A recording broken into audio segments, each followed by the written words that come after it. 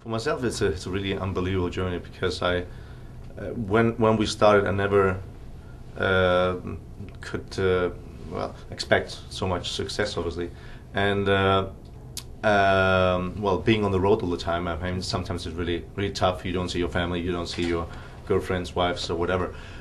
But it's an amazing experience, obviously. I mean, imagine record 4 albums, two videos, and in just less than 3 years. It's just an enormous adventure. Yeah. We all feel very lucky to have all this success through those different albums, and every time it's I'm always a bit scared and skeptical of how people are going to perceive the new album that we just released, for example, Siempre, and you just always get surprised by the success that you have, and the fact that you can travel the world and share the music from Il Divo with everyone, each and every one of you, it's very surprising. I think what we're looking for the most is, probably come in with a new idea of doing a new album. It's always about improving ourselves and bring something new and surprise people. I think that's what it is. And with this new tour that we're going to do and give birth to in Kuala Lumpur, it's probably that, is bring something that we didn't get or we didn't do on the last tour that we did for 8 months. So it's going to be quite interesting. The Il Divo sound is just that. It's the combination of so many different elements. We have our musical backgrounds. We have a plethora of different songs from all different genres that we've pulled. For example, My Way, a very standard classic song. Hero, a very contemporary but still classic sounding. It starts.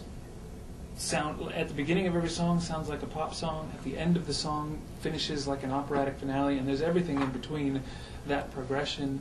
And this new album of Siempre is the next step on the journey. We don't ever feel like we've arrived, like we've found it. We're always searching for what it's going to sound like within the context and framework of the Il Divo sound, but also trying to push the borders of where we're going to go.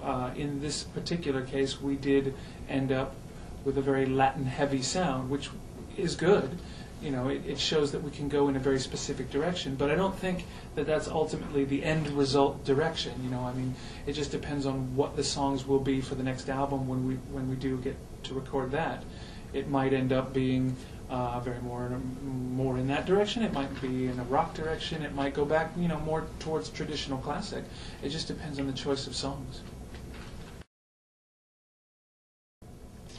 Well, see, when we started first on the first album, we had about 6 different producers. It's kind of obvious that some of them just kind of were more comfortable for us to work with. Some of the producers did get the whole idea of Il Divo more somehow. So kind of that circle is narrowed down a bit towards the second album. But then on the other hand, also with the success, more and more people want to write songs for us. But actually, we only have original songs from 2 different people now, I think, from the Swedish team, from Per Magnusson and David Kruger, and Steve Mack something, or is that Steve Mack and Mack and Steve Reed? Yeah.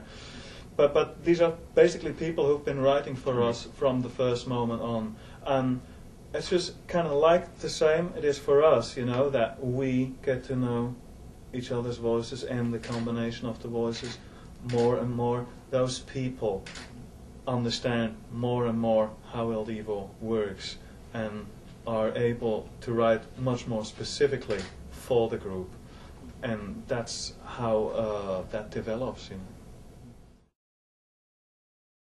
When we just started, the main language was English, obviously, and my English wasn't fantastic. It's not fantastic even now, imagine. So we couldn't really. Well, it was more than not understand each other, was misunderstand, because the way we are from 4 different countries, and obviously our thoughts are different than the other countries. So it was a little mess, but now we are like brothers, cousins, and Sisters. Yeah, and sisters. Yeah.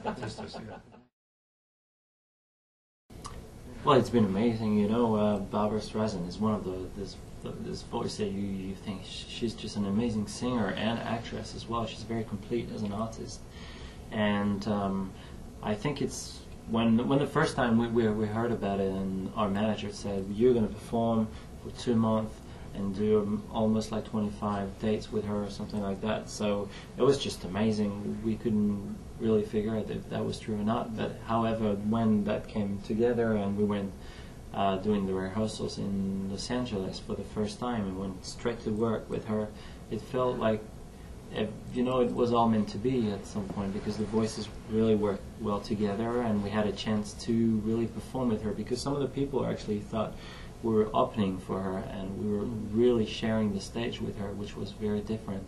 So people were very surprised, and I have to say myself, I was a bit scared at the beginning, you know, going on that stage where people want to see Barbra Streisand and they're not expecting from Il Divo to come on stage and share a moment with her. So I have to say, generally, it's been an amazing journey, and I think it was an amazing experience for the 4 of us. Being the American of the group, I really know Oprah and the, you know, her show and what it means to be on her show. It was really cool. I mean, the first time we went on, it was more about Simon and what he was doing with American Idol. My pronunciation is not so great today. American Cal. You may as well call it that, because it's pretty much all about him anyways. You know what I mean? Yeah. Cal. It's Simon Factor. That's good. Simon Factor. Yeah. But you know, the whole show on that day for Oprah was all about him. And we came on at the end, and he introduced us to America that way.